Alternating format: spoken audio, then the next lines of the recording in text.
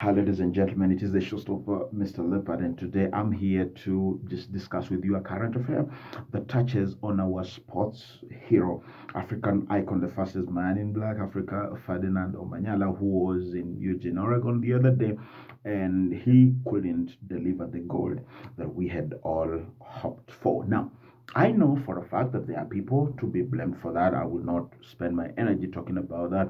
I know that there is definitely mismanagement and a little bit of corruption in all that. Again, I'll not waste a lot of my time trying to dive into that. I will try to address the future. What is the future? There is a blossoming future and there is also a gloomy future. So it is our choice what future we take. And I need to paint these futures first of all. So the first possible and potential future is a future where we are saying, like in Europe. I have a friend of mine who lives in the US, and his son, who has been in junior high school, I think maybe he's now moved to senior high school, has been a soccer player who is signed to Liverpool as we speak today. So the training program is such that by the time he was in junior high school, he was already identified. He's already participating in the leagues. He's traveling from the US to go to Europe, to play the leagues and the competitions and all that. And so his future is already designed in such a way that by the time he finishes school, he can comfortably be absorbed in Liverpool FC.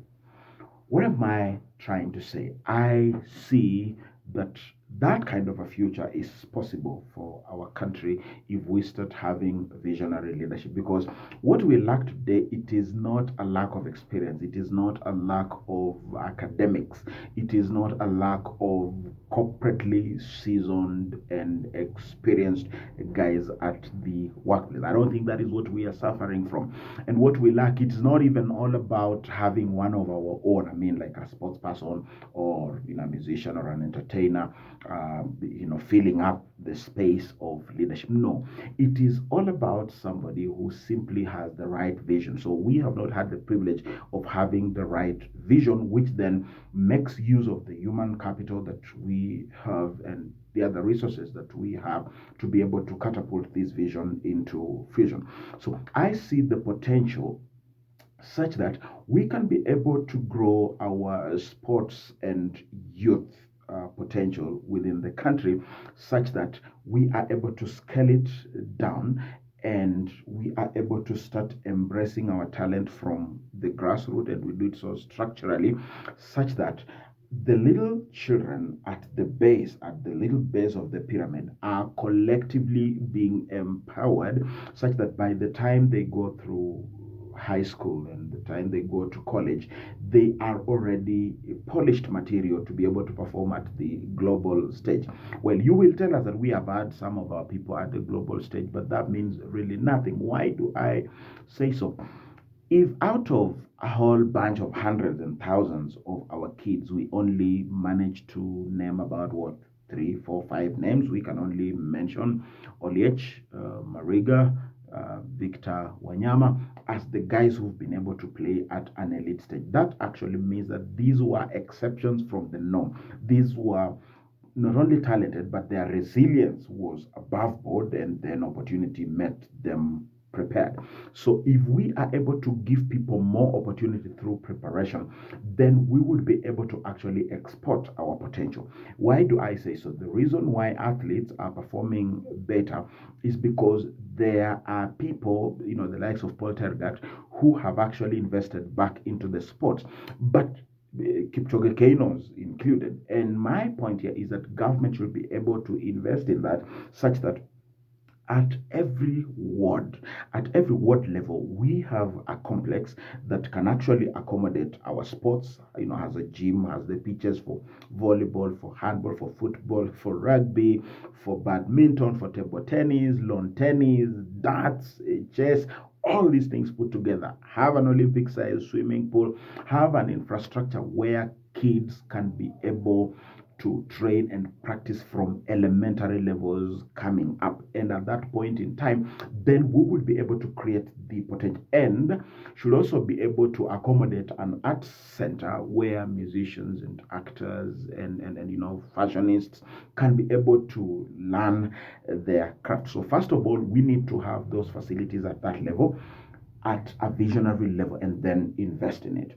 Now, the other thing that we need to do is to professionalize the sport. So, for example, if we have referees, we have coaches, we have technical teams, the technical bench, the doctors, and all those, and many other actors within the profession of the sport. And if we're talking youth, then we also need to go all the way up to art. So the people who are putting their input, a lot of them are people who are talented, but there is potential for them to get more training. There is potential for them to be professionalized. So we professionalize sports. So we need to partner with our local universities, bring all the stakeholders of sports together, bring all the stakeholders of art and creatives, bring them all together and come up with a basic, simple, applicable curriculum. And government should help to facilitate, because we don't have a lot of these people. We don't have a lot of referees. We don't have a lot of coaches. We do not have a lot of technicians of sports. We don't have a lot of instructors. And so we need to embrace the ones that we have, but come up with a small curriculum so that besides the talent and the experience that they have, they can be taught a little bit of this and that, a little bit of business, a little bit of management, how to manage. The guys who are making big money are being managed by, big guys who actually take home a lot of money. And sometimes they take more money than even the athletes that we have, because they play more role than they should actually play. So professionalize the professionals, train them and award them, take them through courses, brief courses, even if they're in forms of workshops and what have you. Let that graduate into a certificate, into a diploma, maybe even a degree, so that these people can actually competently be employed by the county governments. They can be competently employed by the national government. We can export them as technical, professional, academically qualified resources and export them to other places that need it. And that's how we get opportunities for our people. And then we will manage our sports much more differently. But then there is a much bigger problem, and the much bigger problem is that after we have professionalized the industry and after we have developed the talent from the ward level, and by the way, all our ward leaders, like me or hate me, I think all of our ward leaders should be capable to go through some little learning, even if it's a diploma, like in community development, so that they are able to mobilize okay, if we don't work with that, then our chiefs should be more enabled to be able to function like real executives with the ability to, spur growth and spur development and spur talent, identification, coaching, and placement among our people. So this is my point. We have a CBC that is our current curriculum. But I'm asking myself, where are we going with CBC? Because even as the CBC leads us towards absorbing these guys either in sciences, in arts, and whatever splits of courses that have been put in place, I'm asking myself, is the market ready to absorb them? That is to mean that then we should align our academic programs, we should align it with industry. Our academic programs should align with the opportunities that we are trying to create. And if we do that, and then government starts talking to private sector, where we are telling private sector, hey, guys, like, Media Owners Association, we challenge them and say, can you give us a focused channel? In the US, you will find a channel that is just focused on basketball, or, channel that are just focused to soccer. We ask, can you give us a channel that is just specialized for sports, for entertainment, and all that? And once we have been able to come up with that, we support the private sector, give them the right infrastructure. Then it actually means we will have more products to sell to our people. It means we will have more opportunities for our people. And it means we will have a lot more people to play in the sector. We will have an attention. So we will have the viewership. We will have class, because if we have trained our people, then it means The technical people are professional, they are classy, the players are classy. We have theaters, and we have sports facilities, we have gyms, we have swimming pool in all of these places. And by the way, the things I'm talking about, for me, they are not fiction.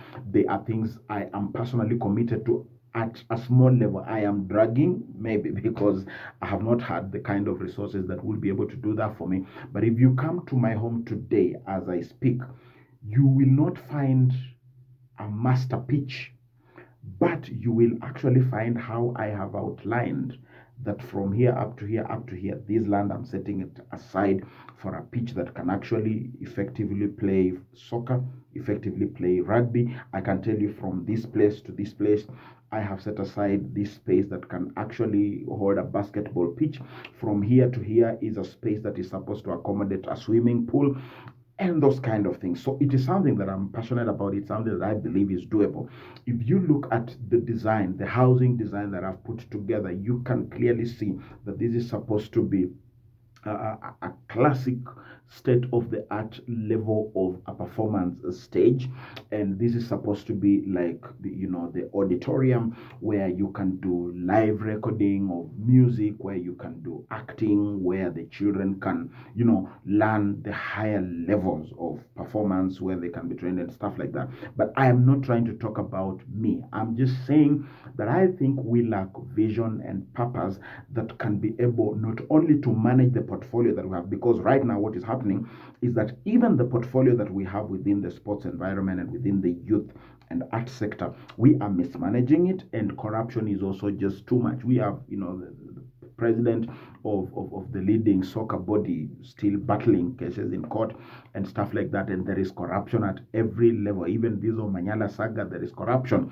The former cabinet secretary is still in court, battling issues of corruption about Rio, the Olympics and what have you. So we are mismanaging the portfolio, like it's the Omanyala case right now, and we also have corruption. And now with all these, I think it's because when people come in, they have no vision, they have no passion. They just see the money and how to play with figures and play a little game of chess. Place the money here, place the money here, withdraw these, use these, hide these, and that kind of a thing. But I think the day we will have passion and the day we will have a clear vision of where we are going, then we are going to have the biggest celebrities in the country running big monies. And I am talking about the kind of monies that the likes of Jay-Z command.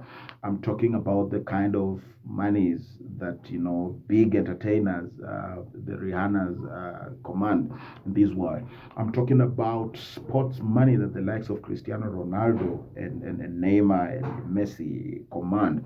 I'm talking about the kind of monies that the gods of basketball, Michael Jordan, now LeBron James, who are billionaires in dollars, whether it is on the pitch, off the pitch, they are buying clubs, their franchises just out of this world.